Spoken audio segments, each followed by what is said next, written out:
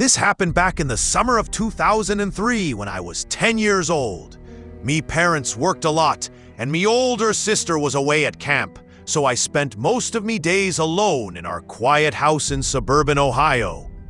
It was the kind of neighborhood where the biggest event was the weekly ice cream truck. That summer was especially boring. I remember one particular afternoon, the air conditioning was broken, and I was lying on the living room floor, trying to read a tattered comic book.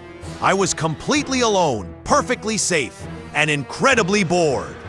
But that boredom was about to be shattered by a terror that only a child's imagination, or something far worse, could conjure. The quiet was so thick, I could hear the clock ticking in the hallway. Then, a sound. It wasn't loud, but it was distinct. Tap, tap, tap. It was coming from the front window. I froze, thinking it was a bird. But the taps were too rhythmic, too deliberate. They stopped. A few seconds later, they started again. This time, sounding like a fingernail gently scraping the glass. I crept toward the window, kneeling beneath the sill. I cautiously peeked out. The driveway was empty. The street was quiet. I saw nothing. But then, I noticed a very small, sticky handprint on the bottom corner of the glass, too high up for a toddler and too low for an adult. I panicked and ran, not upstairs, but to the kitchen, where the heavy wooden door to the basement was. I knew this door was always kept locked because the basement was unfinished and full of storage. I quickly double-checked the deadbolt. Locked. As I started to retreat, I heard a sound from behind the door. It wasn't a thump. It was a light, high-pitched giggle. It was the sound of a child playing hide-and-seek, but a cold, malicious twist was hidden in the tone. My entire body went cold. The basement was locked. No one could be down there. I ran into my bedroom, slammed the door shut, and climbed onto my bed, pulling the blanket over my head. The universal childhood defense against fear. I stayed there, shaking, listening for footsteps. After what felt like an hour, I slowly lowered the blanket. My room was silent. But my favorite train set, which I had carefully stored in a plastic bin beneath my bed, was now assembled on the carpet. It wasn't just pulled out. The tracks were neatly laid, and the little plastic houses were set up. I hadn't touched that set in months. I climbed off the bed, me legs wobbly. I looked at the train set, dread pooling in me stomach.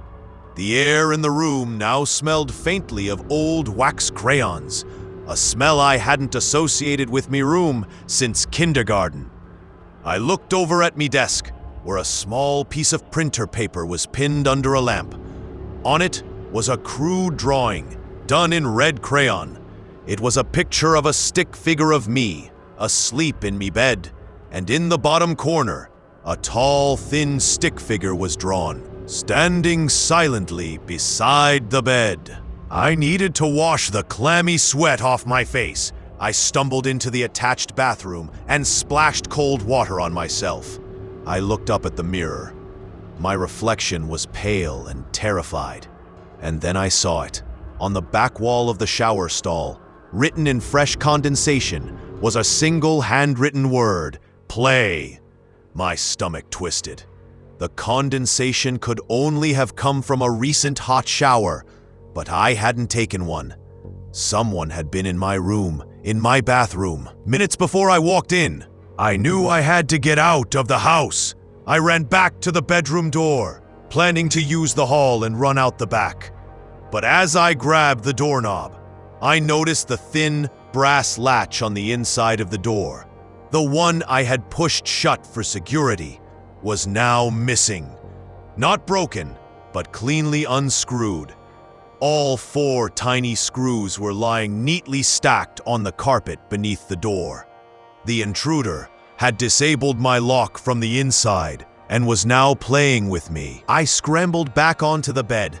I had nowhere else to go.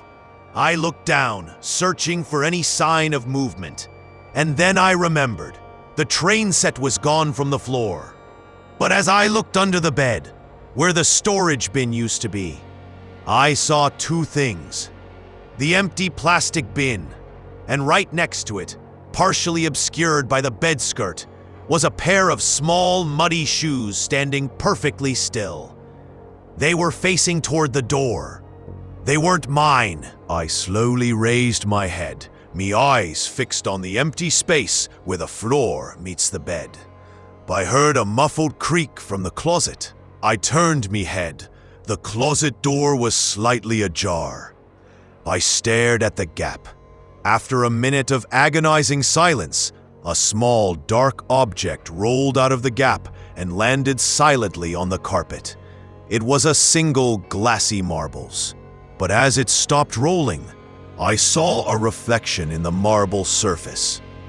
A small, distorted image of a child's face peering out from the darkness of the closet. The marble rolled away, and the closet gap widened slightly. Then the silence was broken by a sound coming from the closet, a muffled, distorted music box tune. It was a sweet, lullaby-like melody, but the music was played backwards and too slow, making it sound sinister and broken. The tune stopped abruptly, and the giggle, the same cold, malicious giggle from the basement, returned, now much closer, right behind the door. I slowly crept off the bed and moved to the window. I tried to open it, but the lock was jammed. As I strained, I noticed something strange. The crack where the window frame met the sash was sealed with black electrical tape.